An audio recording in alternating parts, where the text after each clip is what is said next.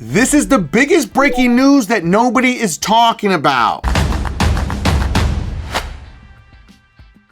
Because you officially have less than 20 days before the massive merger between Capital One and Discover Bank officially happens. And go straight in, no fluff. July 27, 2026. That's the official date that Capital One starts moving Discover accounts into its app and website. Not every account, not all at once. It's rolling out in waves. If you've got a Discover card, you might have already received an email about your specific date. Here's what I'm not gonna do. I'm not going to tell you that your card's about to disappear or you've got hours left to act. That's not what's happening. What is actually happening is worth understanding because there are real moves you can make on your credit card right now while attention is on this. So let's go and get right into this. So here's the real timeline. Capital One's acquisition of Discover has officially closed back in 2025. Since then, it's been slow integration. Nothing dramatic. Starting July 27th, some Discover It cardholders are starting to managing their accounts through Capital One's app instead of Discover. Now understand, same card number for primary cardholders, same reward rates for now. Now also, Discover branding sticks around on the card itself. What changes is the back end. Who's actually running the systems, who you're logging into, and eventually new perks layered on top like Capital One Travel and Capital One Offers. That's it. That's the official confirmed part. Anyone telling you cards are getting yanked or applications are closing on that exact date, they're just guessing. Let's be real, okay?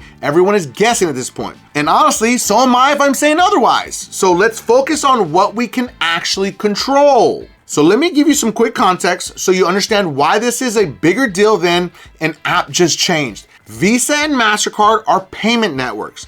Every swipe on those cards, a fee gets paid to them. Discover is completely different. Discover owns its own closed loop network end to end. Capital One buying Discover means Capital One now has its own network instead of paying Visa and MasterCard on every transaction. That's a structural shift for Capital One as a company. For you as a cardholder, it means Capital One now has more leverage to build new products, new perks, and new card tiers over the next few years. But understand, nothing forces your hand today. But if you're the type who wants to be ahead of it instead of behind it, this is the moment to get your account in shape, regardless of what Capital One does next. Now, if you've got a Discover card, here's your move, and it has nothing to do with a deadline. Understand that Discover has historically been slow to hand out credit limit increases on their own. If you haven't asked in a while, go into the Discover app right now and request one. In-app requests through Discover typically don't trigger a hard inquiry, but always check the screen because things can change. And always confirm before you actually submit. But understand, let's repeat this again. Go into the Discover app and request a credit limit increase. There's not supposed to be any hard inquiry if you do it in the app. If you call and you do it over the phone, there will be a hard inquiry. You have nothing to lose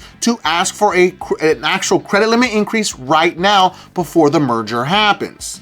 And I know you're probably asking, why do this now instead of waiting? Because once your account moves to Capital One systems, you're dealing with a completely new platform, new request flow, and possibly a different process altogether. Getting your limit reflective of your actual credit behavior now means you're not starting a new stale number whenever the transition actually reaches your account. Remember, you have an established relationship with Discover Bank right now as we speak before the merger happens. Once you go into the actual Discover's new network, which is Capital One, you are starting a new relationship. No, understand, you're not getting a new account, but I'm making you understand you're starting a new relationship in the Capital One network. Now, of course, as far as the Capital One side, this is where people leave real value on the table. Capital One will give you credit limit increases, but only if you have built the track record properly. What's that track record? Use the card every single month, pay it off in full every single month. Don't let it report a balance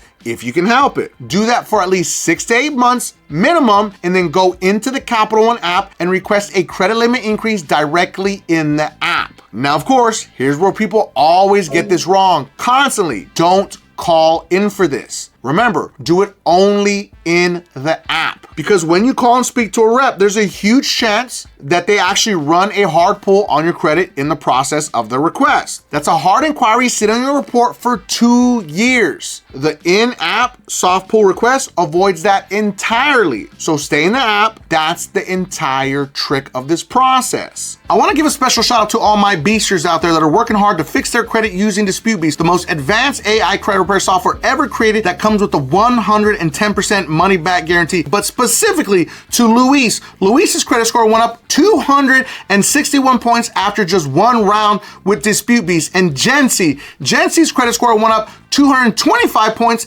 after just one round with DisputeBeast. But let's not forget James. James's credit score went up 207 points after just one round with DisputeBeast. DisputeBeast's link is going to be in the video description and pinned at the top of the comments for anyone that needs to fix their credit. Now this next part is the one most Capital One card holders don't even know exists. There's a difference between applying for a new card and doing a product change. When Capital One sends you a mail offer for a new card and you apply, that's a brand new account. A new hard inquiry, new account age starting at 0. And what can happen is it can actually pull down your average age of accounts. A product change is completely different. If you're upgrading your existing card to a better one, same account number, same history, same age, they just actually send you a new card with better benefits. There's no new hard inquiry, no new accounts dragging down your average age. This option isn't in front and center of your dashboard. You usually have to dig for it into the offer section of your Capital One account to see if you're even eligible. Also understand that not everyone will have an offer sitting there, and that's fine, but it costs you nothing to check. But you have to read it very carefully in the offer section because some of it will say you can upgrade to an eligible product and the other is just another offer for a different credit card that's going to open up a new account. Don't go for that one. We want to upgrade our account. Now, this does not apply to business credit cards. Be aware of that. It also does not apply to co-branded credit cards. If you have like a store credit card with Capital One, you can't upgrade that to a different, better product, unfortunately. I'm going to drop a link in the video description for the Capital One upgrade link. Now you log into there and then it will show you what credit card you can choose that you want to see if you have an upgrade offer. Just follow the entire process and then it will let you know if you have an actual credit card offer. Now understand, there are different levels of different tiers of credit cards with Capital One. You may possibly have a Quicksilver card and then it offers you another Quicksilver card. You're like, why do I want to switch to another Quicksilver? Pay attention. It's not the same exact card. It's a different tier level above it. This is the same for every single credit card with Capital One. There's a different platinum level, a different Quicksilver, a different Saver card, a different Venture. There's so many different tiers inside of the Capital One system. Last part's the most important. Now let's say you ask and they say no. Here's what actually happens and what you can actually do with it. If Capital One denies a credit limit increase, federal law requires them to send you an adverse action letter explaining exactly why. Too many hard inquiries, high utilization, thin account history, whatever it is, read that letter. Because it's not just a rejection, it's an actual roadmap. If you don't qualify for a product change, you typically just won't see an offer. No detailed reason is even given. Either way, just wait 91 days before trying again. Not 30, not 60, 91 days puts you clearly past the standard 3-month review window most issuers use. And in the meantime, keep using the card the right way, then go back and try again. Let's do some quick math because this is the whole reason why limits actually matter. Say you've got a $300 limit and you're carrying $200 on it when it reports. That's 67% utilization. That's going to hurt your credit score. Now that same $200 balance, but now your limit is $2,000, that's 10% utilization, completely different picture to a lender. This is why the limit increase strategy isn't about spending more,